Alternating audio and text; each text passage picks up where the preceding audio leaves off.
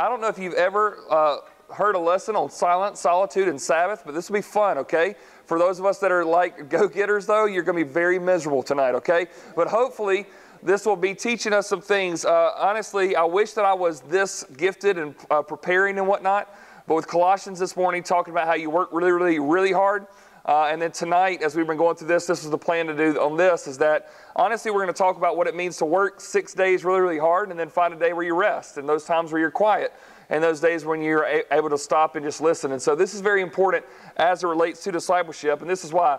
In our fast-paced society and our continuously loud distractions, our eyes, ears, bodies, minds, hearts, and souls need margin. Amen?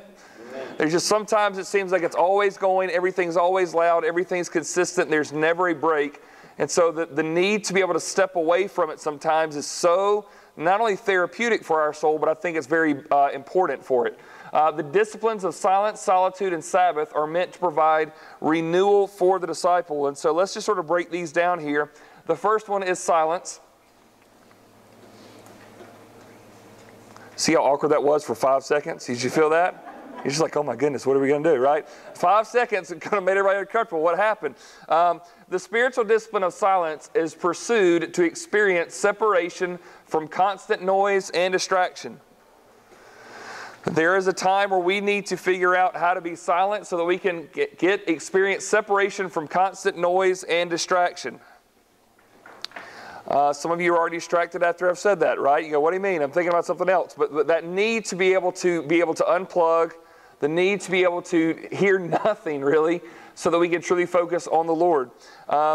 And I'll say this, it is difficult to study the Bible, pray the Bible, or memorize the Bible among noise and interruptions. We've been talking about these different spiritual disciplines, but honestly, it's hard for us to be able to get there because we're having constant noise, constant interruptions.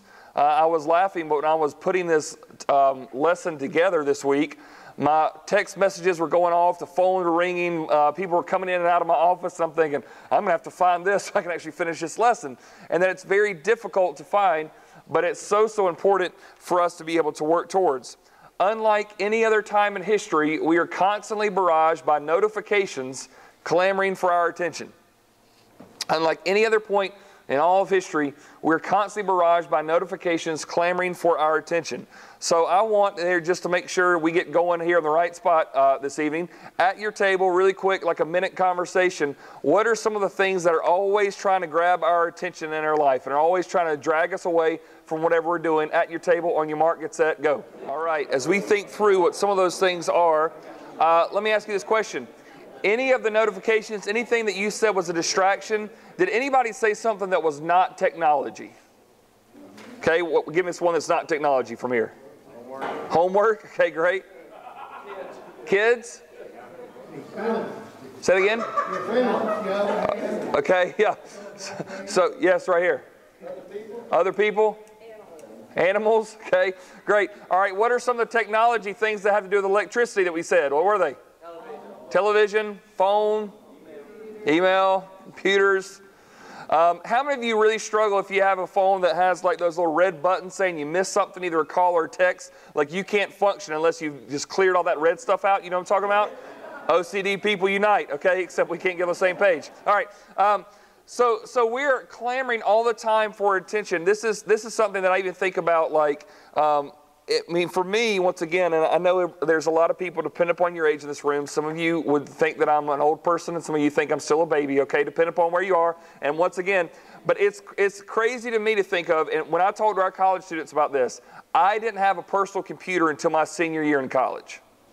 I didn't have a cell phone until my junior year in college. They go, oh my goodness, you're ancient. I'm like, I know. I'm way, way ancient. That is what seems, but I can remember, but you know how these devices were supposed to make our lives more simple, right? Remember that? In fact, in the 1950s, 1960s, there were a lot of reports that said technology was going to increase so much that by the 1990s, work was probably going to move down from 40 hours a week to 20 hours a week because there wasn't going to be enough to do. Yeah. That was the speculation, that we were going to have less to do, and yet is that what happened? No, it's increased more, hasn't it? Somehow, all this technology, and so it's in the same way that sometimes I'll have dear people in my life who will call me and then call my wife, and then text me and text my wife and then call me. And then I'm sitting there and it'll be like we're in the middle of something. And I'll finally call and say, are you okay? Are you in the hospital? Is everything fine? What's the matter? Oh, no, I'm fine. I just want to get your attention. Hey, we'll see the little red dot. We know we missed somebody. And there was a time just a few years ago that unless you were at the house and you were at the house phone, guess what? You left a voicemail, right? You remember that? And even before that, there was a time you called and you just didn't get them and you said, well, I'll talk to them later. Not now, is it? You've got to have access to those people all the time. And so there's also a hard level of this is the way that we work, is that you're sitting there doing things at the house and somebody sends you something and you go, well, this will only take me a couple seconds to respond. But you know what? If there's a couple seconds of a couple people, guess what happens? So you're always, think about this, you're always with people who aren't there in front of you. And sometimes we can even miss who's in front of us because of who's trying to connect through electronic devices. And in the same way as it comes to God, that they can keep popping in. Have you ever tried to read the Bible, pray, and all of a sudden ding and buzz and everything else is going off, and it's hard to do this. And so we live in a very complex time, I think. Number 3, while this is important, God wants us close enough to hear the still, small voice rather than depend upon the active, loud moments. There's an importance that I think He's trying to teach us. I put in your notes there, you need to change that, 1 Kings 19:13. It's actually verse 12 that I was looking for there. But you remember the story of Elijah after he defeated the prophets at Mount Carmel there? Remember what happens? And all of a sudden he's bragging about the fact that he's the only one left. And then all of a sudden when he realizes he's the only one left, and Queen Jezebel says, I'm going to kill you by this time tomorrow, he goes into hiding and he wants to die. And in 24 hours, he's literally like, I'm just done. And he goes out to this mountain, and the Lord says, what are you doing there, Elijah? And he says, I'm the only one left, Lord. And it's funny, God's like, you were bragging about that yesterday. You don't sound like you're bragging anymore. And so what he's bragging about one day becomes a complaint today. He's complaining about it.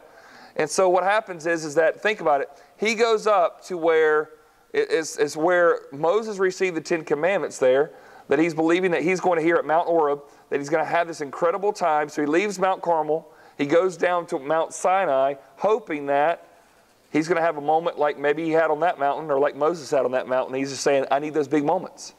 I need those big moments, God. I need you to come through like you did at Sinai or at Horeb. I need that again. I need those big moments. And God goes, no.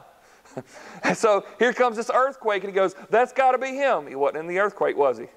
He thought he was going to come in the fire, and it wasn't in the fire. Oh, then here comes this whirlwind. Oh, it's surely got to be that. And what happens is, that verse says, and after the earthquake, a fire. But the Lord was not in the fire, and after the fire, the sound of a low whisper. We are always so dependent upon those big, loud moments. And sometimes God says, those big, loud moments, sometimes I'm not in them. I'm wanting you to be quiet enough so you can hear my voice. You've got to block everything out, not be dependent upon the loud and the distractions. I need you to really focus in and listen. Number 4, sometimes the purest forms of worship are the quietest ones. I know that may seem crazy, but to think through, I know a lot of people, we want to be expressive. We want you to sing out where there won't be these moments of praise and excitement. But also it's very important, sometimes we just need to be quiet. We need to be still. And we need to stop always having to feel like we have to say something. Here are these verses here for you that I just wrote down. But Habakkuk 2:20 says, but the Lord is in His holy temple. Let all the earth keep silence before Him. Just in the holy temple, just be quiet. Sometimes the most purest, wonderful thing that you can do is to be there, stand and all be quiet. Zechariah 1:7, be silent before the Lord God, for the day of the Lord is near. The Lord has prepared a sacrifice and consecrated His guest. Be quiet. Stop talking. Listen. Be calm. Listen in. Zechariah 2:13, be silent, all flesh, before the Lord, for He has roused Himself from His holy dwelling. I love that. Just be silent, all flesh, before the Lord. Be quiet. Then Psalm 46:10. This is one of the half-quoted verses in the Bible. Everybody knows, be still and know that I am. We stop there, but that's not where it stops. It says, be still and know that I am God. I will be exalted among the nations. I will be exalted in the earth. That psalm is all about, hey, the world is shattering and going all over the place, and you want to know where I am? Be still and watch. You're going to see.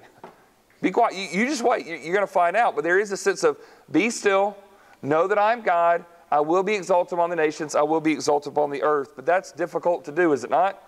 We are busy people, okay? We like to keep moving. I didn't even put this one in here, but if you think about it, the difference between what Mary and Martha did, right, when Jesus is there. Martha's wanting to keep busy and do things, and Mary's sitting there just sort of being quiet at his feet, listening in. Number 5, meditating on God's faithfulness in silence proves unwavering trust in His will and His timing. So when we're able to meditate on God's faithfulness in silence, proves unwavering trust in His will and timing. There are moments to be able to get rowdy and celebrate and loud and rejoice. And there are also moments just to sort of stop and just be quiet and marvel at who God is. Sometimes just to be able to step back and to really think through about His faithfulness. We mentioned today, great news about what the Lord is doing and how God's people are giving towards what we need to do as we go forward as a church. And there are moments to celebrate. But I can tell you when I first heard the news, I just was silent. You mean, there's not a lot to say. You just want to be quiet and say, the Lord, you're faithful. You just want to think about it, dwell upon it. And there are times for that. Here's Psalm 62, 5 and 6. For God alone, O my soul, wait in silence, for my hope is from Him. He only is my rock and my salvation, my fortress, I shall not be shaken. So waiting in silence, to be quiet sometimes. This is important. Then Exodus 14:14, I love this. The Lord will fight for you, and you only have to be silent. This is right as they're at the edge of the Red Sea. Pharaoh and his chariots are coming for them. Everybody's going, what's the matter, Moses? Not enough graves in Egypt to bury us there? You left us out here? And he goes, listen here, people. I imagine he probably said a little bit more forceful than, you just need to be quiet. I imagine there's a little bit of, the Lord will fight for you. Just shut your mouth, okay? Be quiet. Stop talking. Stop clamoring and wondering how this is going to work. Just realize this. He'll fight for you. You just need to be quiet. And here's the thing. Is that when you resolve that I'm not going to be the one talking, I'm not going to be the one actively doing all this stuff, I'm going to wait and trust for the Lord to do it. When He shows up, shows out, you go, there's only person who can get the credit for that is God. Let's look at this next one, number 6. The quietest time of day is when the least amount of people are awake. Okay, we're going to get practical here. So if you want to get that silence, the quietest time of day is when the least amount of people are awake. So that means that what are some of the safer times if you want to have some silence in your life? That would be what? Early in the morning or late in the evening, right? Just quiet then. I've told you folks this before, but nobody wants me at 4 in the morning. Nobody but Jesus, okay? Nobody 5 or 6, nobody's asking for anything, but once 7 o'clock hits and that alarm goes off upstairs with those kiddos, they're coming downstairs and they got stuff to do. It doesn't stop, right?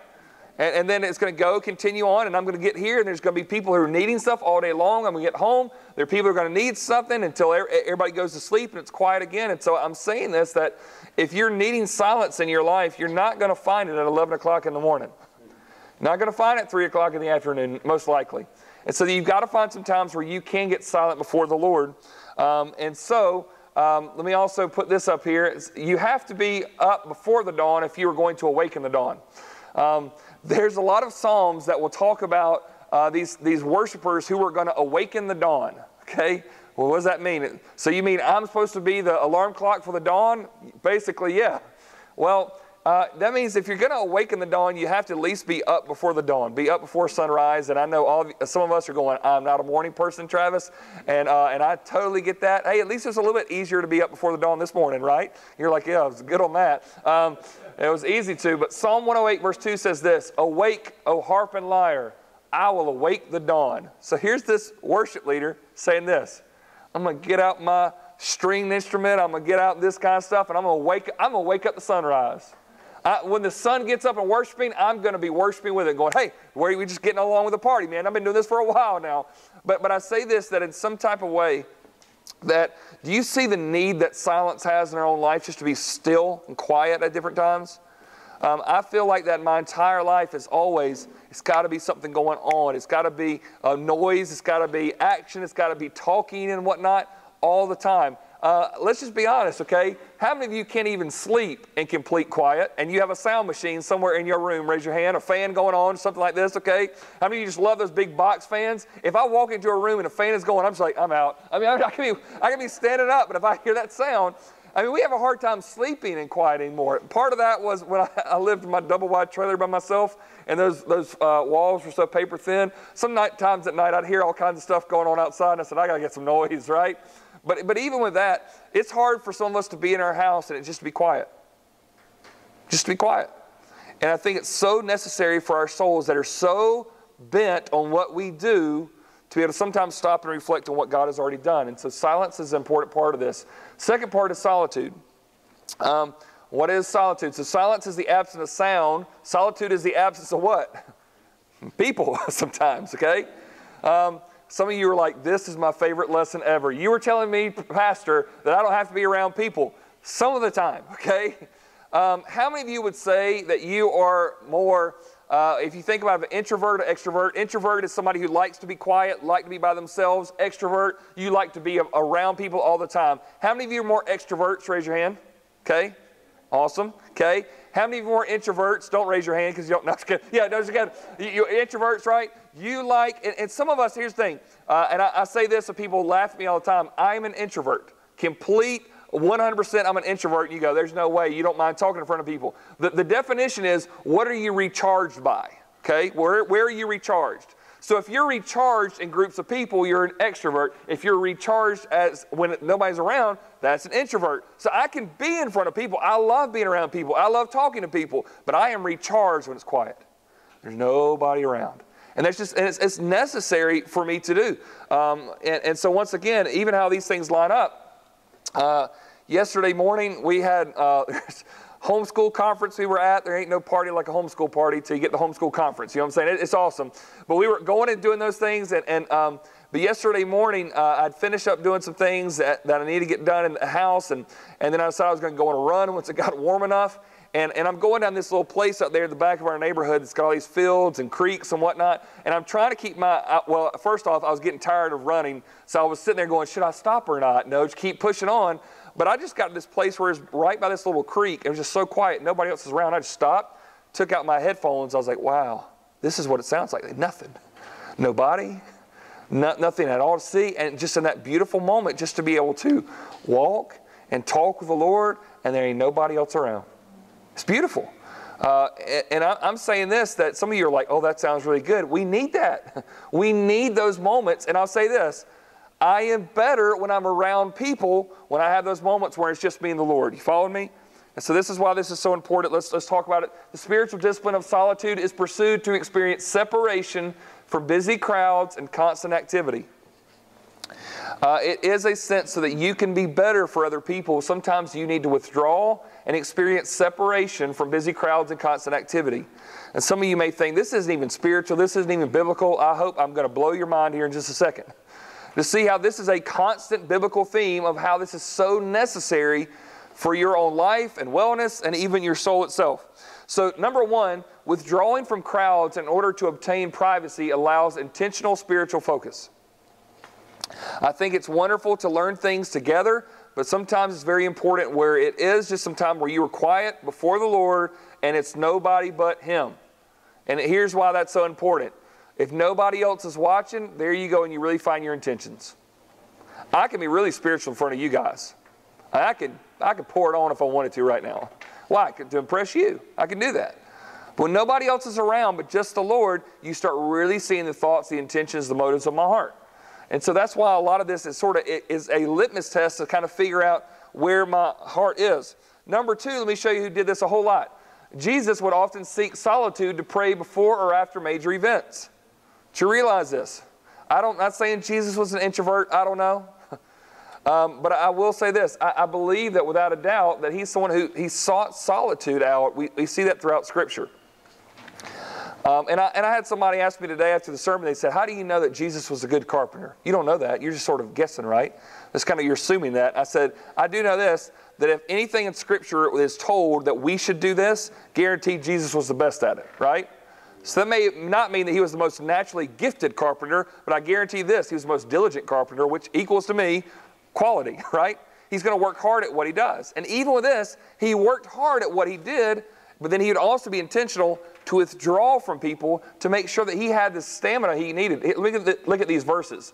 Matthew 4:1, then Jesus was led up by the Spirit into the wilderness to be tempted by the devil. Where is Jesus going? Away from people.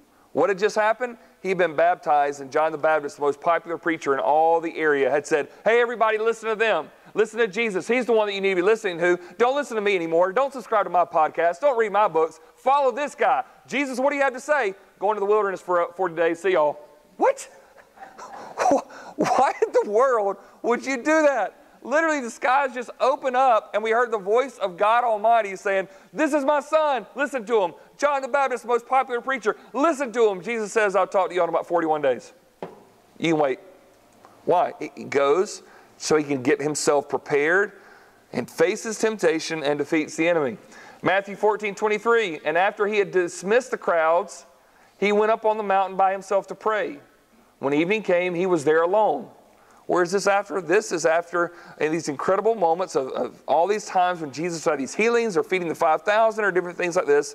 Jesus would then go away. He would seek solitude, which is just shocking to me. I would think he's going to keep everybody there together, but a lot of times he would withdraw. Mark 1:35, and rising very early in the morning, some of you just got indigestion, just think about that, right? Here's Jesus, and rising very early in the morning while it was still, what? Oh, there it is again. While it was still dark, he's about to wake in the dawn, he departed and went out to a desolate place, and there he prayed. Got away from everybody. How is Jesus? People are always clamoring for his attention. How in the world can he get away from people? He got to wake up earlier. Nobody's wanting him at 4 in the morning, so he'd get up. He'd awake in the dawn. He's going to get to a desolate place. Nobody's around. It's quiet, and there would he pray. Luke 4:42. And when it was day, he departed and went into a desolate place, and the people sought him and came to him and would have kept him from leaving them. Did you get that? No, don't leave. Where are you going, Jesus? I've got to have a little solitude, guys. And they just keep pressing in on him. Now, here's one thing to make sure that you do know, that whenever we see this about Jesus, whenever you see that he would seek solitude, and all of a sudden people would find him, you know what he never said? Leave me alone, I need some me time, okay? You never see that. He would always meet their needs. He would push his needs aside for the needs of others. But he did seek it. He sought it very often. In fact, look at Luke 6:12-13. It was at this time that he went off to the mountain to pray, and he spent the whole night in prayer to God. And when day came, he called his disciples to him and chose 12 of them, whom he also named as apostles. Before Jesus named the 12 disciples, he stayed up all night praying in solitude to be able to make sure that he was hearing from the Lord. Now, all of you guys are going, wait a minute, but I thought Jesus was God. Did he really need to pray to hear God's voice? I'm going to give you an answer that this is my belief. No, he didn't need to. He did that as an example for you and I. If Jesus needed to spend all night in prayer for a decision of his, and we spent about 2 minutes in prayer for a major decision, right? Think about it. And he's going, guys, I'm giving you an example. And so he goes away in solitude and spends so much time there. Number 3, Jesus taught his disciples regarding the need for their personal replenishment after tiring ministry days. He would teach his disciples that, hey, when you have these wonderful days, you need to be replenished. I'm worried about you. They'd have these tiring ministry days that would literally wear them out. And what is he going to do? He's going to say, make sure we get replenished here because this is so very important for you. Mark 6:31, this is just after there's been a huge kind of thing. They've just fed or about to feed the 5,000. All these different kind of healings have taken place. In Mark 6:31, this is what he says. And he said to them, come away by yourselves to a desolate place and rest a while. For many were coming and going, and they had no leisure even to eat. You ever had those days? You know, I've had days where I've gone home and a man said, what did you have for lunch today? I didn't have it. Oh, were you fasting? No, I didn't have time. I didn't have time to eat today. It's just that busy of a day. And sometimes you have those kind of days where it's too busy to eat. And what does Jesus say? Guys, y'all need to come away for a little bit. I'm worried about you for the long haul. You're going to get worn out. Everybody, you do realize that your flesh does affect your spirit, right? You can be very spirit-minded, but if your flesh is weak, some of y'all get unspiritual, ooh-wee, right?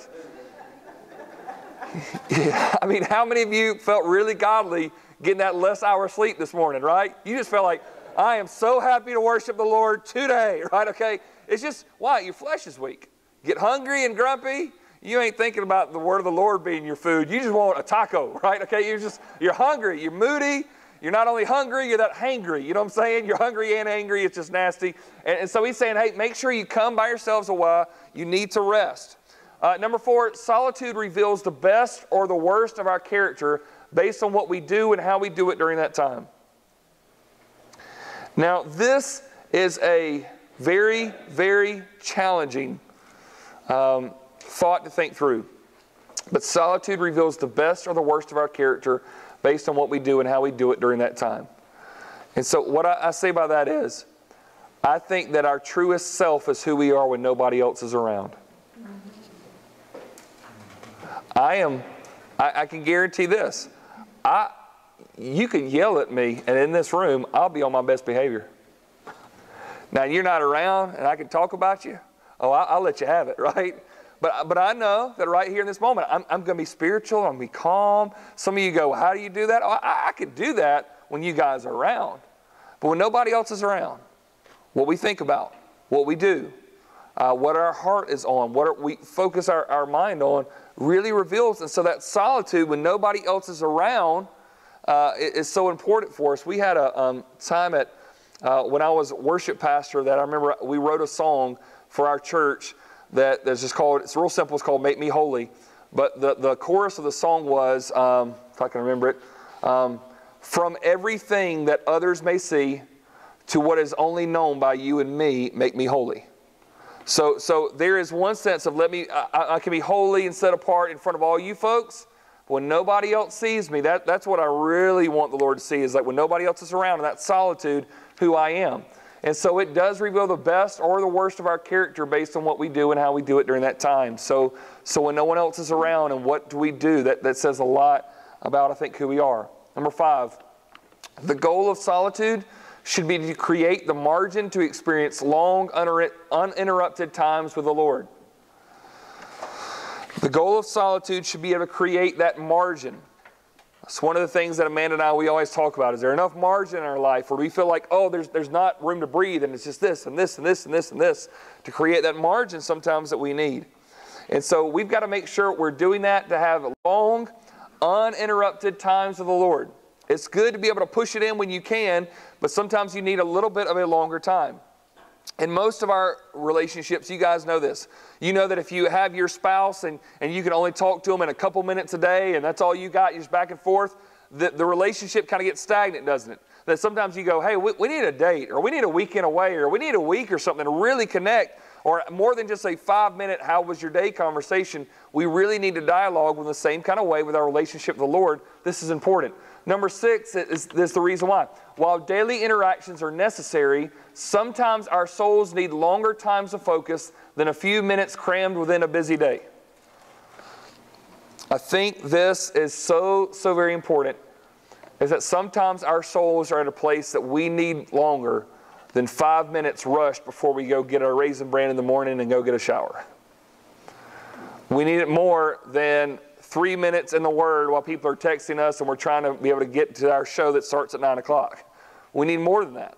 Sometimes that's enough to sustain you for a little bit, but every once in a while you feel like, man, I just need a longer amount of time to really, really work on my relationship with the Lord. And so what does that look like? I'm so glad that you asked. I want to encourage you to do something that some of you may have never ever done. This is something that you'd work up towards, but I remember that the first time that I ever did this, and it was life-changing for me, but here it is. Number 7, put a dog on the calendar. That stands for a day alone with God. Put a day alone with God on the calendar for spiritual renewal.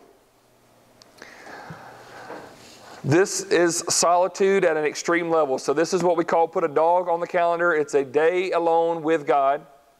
And that means that you take a day and you spend it alone, guess with who? With God. The first time I was about to go on an international mission trip, there was a ministry that was training us in Colorado. And before we left on the mission trip, they had circled on Saturday, which normally was a little bit free for us in the training, that it had dog on it. And I was like, what in the world is that? And they said, you'll find out. I said, okay, whatever. They're so weird. They would do crazy stuff to train us. But they got up and they said, hey, on this Saturday, you guys are going to spend a day alone with God. We're going to take you up to they took us out to a national park up in Colorado.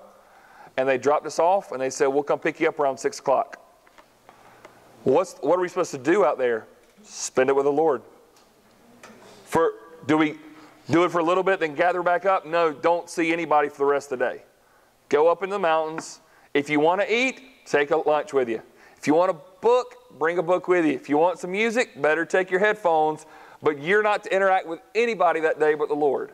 And I'm sitting here thinking, okay, I'm just going to be straight with you. This is how spiritual I was at that point in my life. What am I going to do past 15 minutes when I get there and I pray and read a couple chapters of the Bible and say, now what? What am I going to do for an entire day? So I stacked my book bag with all kinds of stuff because I thought, I'm going to get bored. There ain't no way I'm going to do this for more than an hour. I will get so bored, at least I will read 14 books before this is over with, and I can say, check, I've done all this kind of stuff. I went out there, they dropped us off.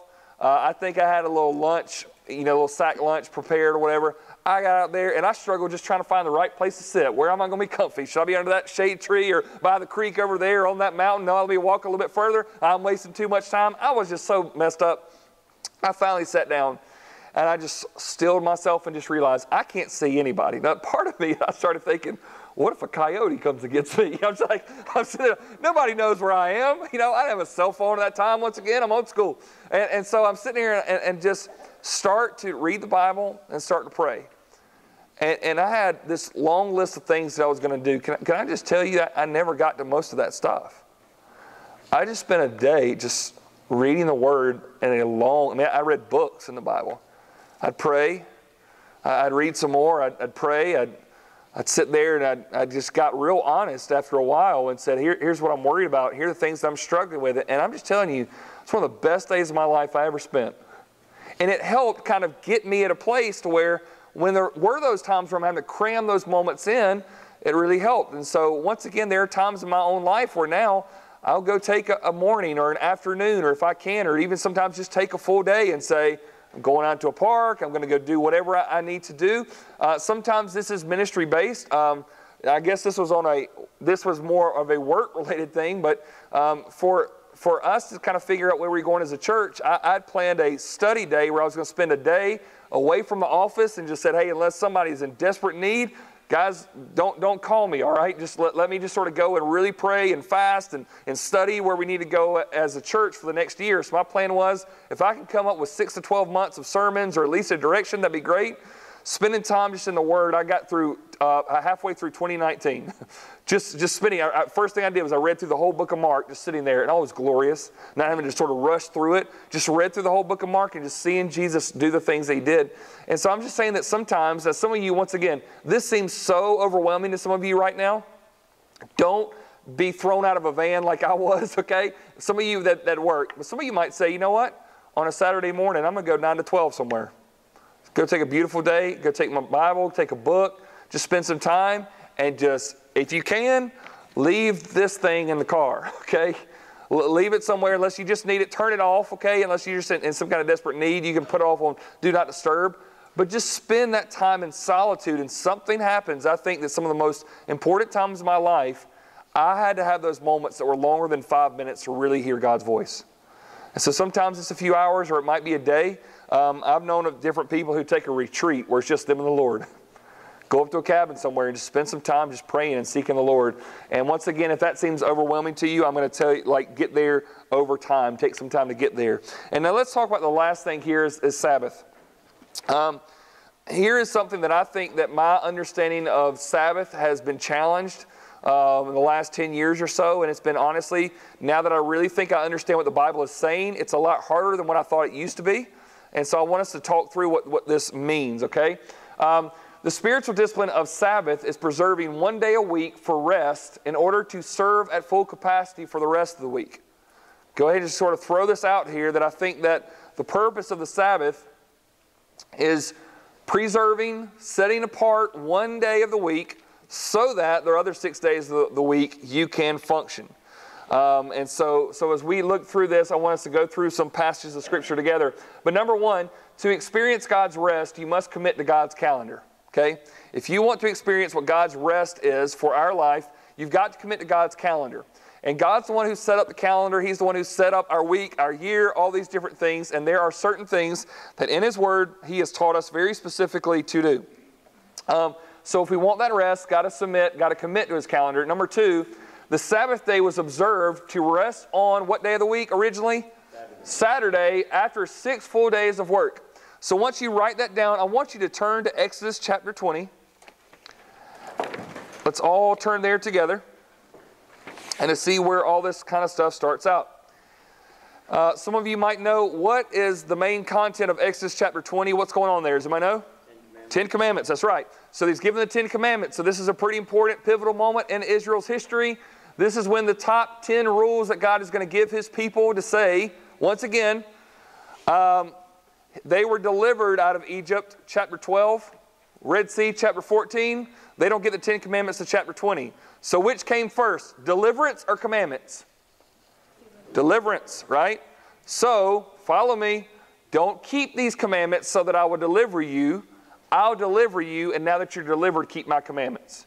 That is so important for us to remember. If you get these backwards, your life will be, you'll be miserable trying to follow the Lord. I've got to do all these things to get him to love me. No, he rescues you. He redeems you. He brings you out of slavery. He gives you a new life. He's your God. You're his people. And now that you are his people, here's some rules to follow to keep you sane. To give him glory. To give him honor through your life.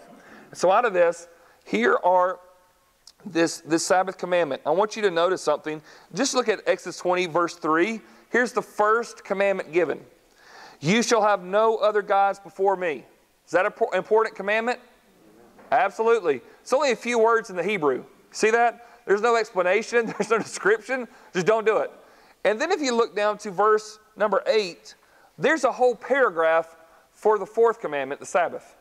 Isn't that weird? I would think it's like, you shall have no other gods before me because I am holy and righteous and blah, blah, blah, blah, blah, blah, blah. And no, you're not going to have any. Period. Now for the Sabbath day, I'm going to explain a little bit more for you. And so here's what I want you to do here at your table. I want you to take about 3 minutes here. I want somebody to read verses 8 through 11. And I want you, and then after you read that at the table, start saying, for these original readers, what did that mean that they needed to do to keep the Sabbath, okay? What did that mean for the first people who heard that when Moses came down the mountain? When you read those verses, what were they supposed to do to keep that commandment? So somebody in your group who doesn't mind reading out loud, read it and then talk about it on your mark. Get set, go. Let's look at these verses together once again. Verse 8, remember the Sabbath day and listen to a preacher. Remember the Sabbath day and sing songs. Remember the Sabbath day and pray and do, is that what it says? No. It's keep it holy, which means what? Set it apart. That's what it means.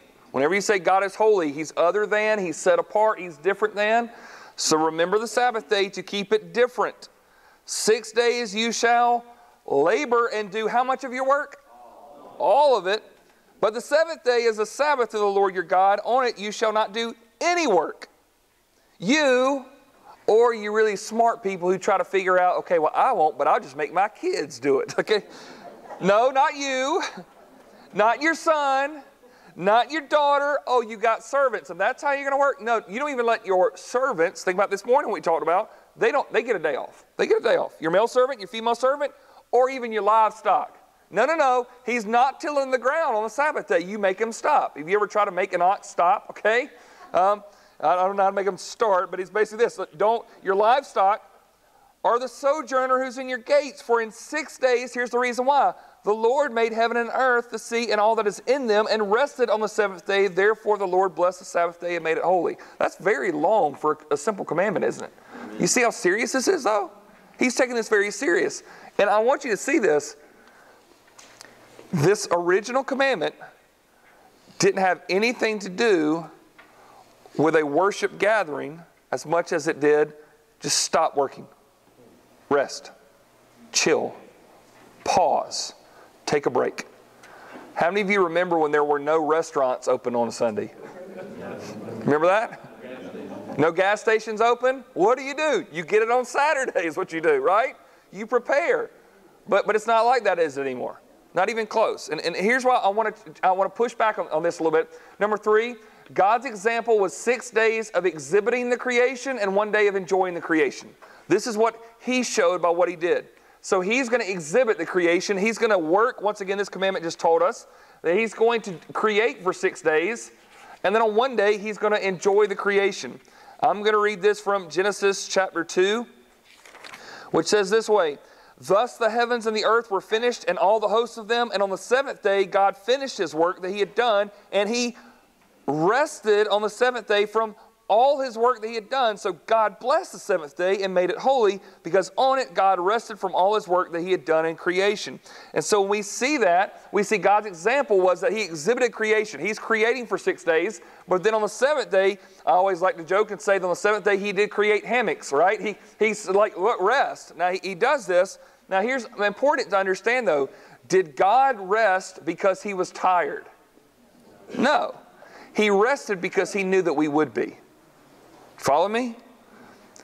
He didn't rest because he was tired. He rested because he knew that we would be. And if we didn't get into a healthy rhythm of what he's commanded, we would go out. Isaiah 40:28 says it this way. Have you not known, have you not heard, the Lord is the everlasting God, the creator of the ends of the earth. He does not faint or grow weary. His understanding is unsearchable. So he creates all the heavens, all the earth, everything that we know and see. He's not tired, but he rests from it. And is not active on that seventh day. Why? For our benefit. For our benefit. That's why he's doing this. And so God, early and later on in the story, God invited his people to trust him for 7 days of provision out of 6 days of work. Do you remember the story? That when they get out of Egypt and they go, what are we going to do out here? We're going to die. We don't have any food to eat. And then all of a sudden one morning they come out there and what do they say? Manna. You know what the Hebrew translation for manna is? What is this stuff? Literally. Manna means what is it? That's the Hebrew translation of manna. We think, oh, it's bread. They walk out there one day, and here's this bread on the ground, and they go, manna. I don't know. And then there's always, Jimmy in the group who will eat anything, right? You know what I'm talking about? The guy's like, I don't care. I'll pick it off the ground. Jimmy takes a bite and goes, that's pretty good. And they go, really? You can eat this stuff? Jimmy's not passing out and go, that really doesn't qualify anything, right? But he's okay. He eats it. And then all of a sudden, everybody else starts eating it. So what do they start doing? Oh, no. And God says, hey, I'm going to give you enough for today. I'm going to give you your daily bread. I need to get some for tomorrow, right? No, I got you tomorrow. Don't worry. And what do the people do? I don't trust that. Oh, no. He might not show up tomorrow. So what do? Stash enough for tomorrow, right? What happens the next morning? They wake up. Molded, maggots all in it, it's kind of stuff. Oh, gross, this is nasty. And they get rid of it and they go outside and guess what's on the ground? Manna. Second day, third day, fourth day, fifth day, sixth day. He says, get enough for 2 days now. They go, oh yeah, sure, you're testing us now. We did that back on Sunday. We know what's going to happen. We're going to have all this, moldy bread in here. He goes, no, you better get some because you're not going to work tomorrow. I want you to work for 6 days and trust me for 7 days of provision. So on the sixth day, they loaded up and had enough bread because guess what? On the seventh day, it wasn't there. It wasn't there. And so think about it. He is teaching these people. How many of you have ever said, I just don't have enough hours in the day? Anybody said that? Any of you ever said, oh, if I just had one more day a week, I could get everything that I need to get done. I want to challenge you something that challenged the fire out of me years ago. Is this. A lot of times I think I'm so important that I need to work for 7 days or 8 days or 9 days a week, right? Sound like a Beatles song there, okay? 8 days a week, right?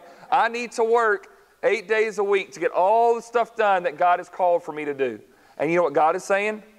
I got a plan for you. Work really hard for 6 days and trust me that you'll get 7 days of work out of it. What? But God, I got more to do than that. No. It's a trust thing, son. Do you believe that I can even maximize what you do in those 6 days if you can learn to truly rest on the seventh day? Truly trust me. I know you need 7 days of provision. I'll provide it. Work 6 days and see what happened. Now this is a little bit different maybe interpretation of how he thought, but let's follow along with it. 5, to follow how we got here. After Jesus' resurrection, the early church worshiped on what day? Sunday, but still rested on Saturday. Why did they worship on Sunday? Because Jesus did what on Sunday? Rose from the dead. That wasn't the day to worship in Jewish thing. They got up and they worshiped on Sunday morning because it was the first day of the week that Jesus got up from the grave. So every week they got up going, hey, this is the day of the week that he got up from the grave. Let's celebrate it. And then Sabbath was still Sabbath. Different days of the week. Completely different days of the week. Now, so what happens was, through that, we've changed things. So look at this, for example. Here's our week: Sunday, Monday, Tuesday, Wednesday, Thursday, Friday, Saturday. Right? We got these 7 days. God created light on what day? Sunday, first day of the week, right? Some of y'all know this kind of little thing that you can do, but you can basically, the days are kind of separated by 3-day increments, okay? So day 1, He creates the light. On day 4, He creates the sun, moon, and stars. So there's kind of the environment and the inhabitants later. Day 2, He creates the sky and the water, which means 3 days later, He's going to create stuff to go into the sky and the waters. That would be what? Birds and fish. On day 3, He creates all the dry ground, and so 3 days later, He's going to create what? Everything that goes on that dry ground, and including people like us, right?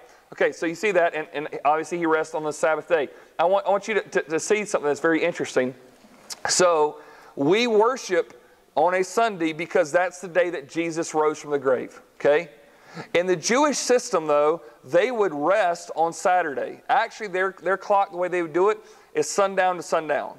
So it's kind of like they would take off Friday night, stop working until Saturday night when the sun went down. That's kind of how they would sort of interpret their 24 hours, okay? Now, I want you to just see something really quick. This is kind of fun for me. But if you follow along here, what day of the week did Jesus die on the cross? Does anybody know? Friday, because we call it what? Good Friday. So that was on day 6. What was it that God created on day 6? Created man. Created man for whom He would die for on day 6. And what did He do on Saturday? Being in the grave's kind of resting, don't you think? I mean, quiet, nothing. And then on the first day of the week, where God created what again? Light. He was resurrected at what time of the day? Dawn. Sunrise. Let there be light. Do you see what's happening here? That even in the way this is happening, Jesus' His whole even ministry was going around even in the way that God had set up the time of the week and how these things work together. And so when we think about this, over time, we have interpreted the Lord's Day as when we are busy as the church, but the original intention of the day was when the church was restful as individuals. Now, this is a lot to unpack. We're almost done, but let me make sure we get all in the same place. For some people, today is a day of rest. Okay? Is today a day of rest for me? It's the only day I work, right? Preachers only work on Sundays, right? There are some Sundays that I will work 12, 14 hours.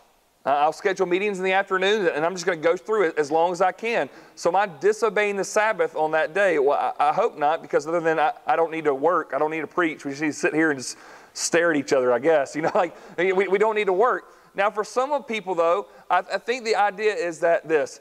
Do you have the principle of the Sabbath in your life where you have a 24-hour period where you stop creating and you just enjoy what you've created? A 24-hour period where you stop being busy and productive and got to be on that rat race and do this and do this and do this and do this? Or those times where you just say, nope, not going to do it. And some of you are going, Travis, no. You don't understand. I know some of you right now, because I'm doing it the same way. And I'll be honest with you, I disobey this. This is one of the hardest commandments for me to keep. Because I'm going, well, man, I need to do this and I need to do that. And some of you are saying, but what about, yard projects, this kind of stuff? I don't know how you got to interpret this, but I think this is the main thing to go. Do you ever have the time where you stop having to feel like you have to be productive and busy, and you just stop and you enjoy what you've been able to do? So for me, I'm going to work my tail off Sunday through Friday.